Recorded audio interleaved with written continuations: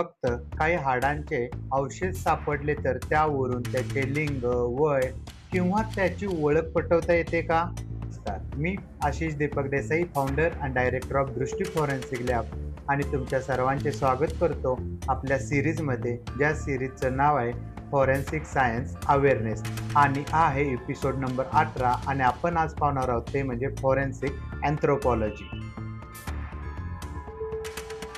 Forensic anthropology ही forensic सायन्सची एक महत्त्वाची ब्रँच आहे. याच्यामध्ये काय केले जाते तर याच्यामध्ये हाडांचा अभ्यास, अस्थिचा अभ्यास आणि माणसाच्या अवशेषांचा अभ्यास केला जातो. एखाद्या वेळी पूर्ण बॉडी जळालेली असेल किंवा फक्त हाडेच मिळालेले असतील तर त्यावेळी फॉरेन्सिक अँथ्रोपॉलॉजीचे काम येते.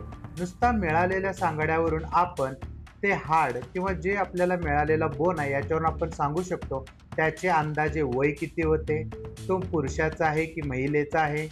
त्या हाडावरून आपण त्या माणसाची अंदाजी उंची सांगू शकतो. फॉरेन्सिक अँथ्रोपॉलॉजीचा वापर आपण तो एव्हिडन्स तपासून कोर्टामध्ये पुरावा सुद्धा म्हणून वापरू शकतो. एखाद्या जंगलामध्ये आपणाला एक फक्त हाडच मिळाले तर आपण त्यावरून काय करू शकतो, त्यावरून आपण सुरुवातीला त्याचे अंदाजे वय, त्याचे आपण लिंग शोधू शकतो, जे पुरुष आहे किंवा महिला आहे हे पाहू शकतो.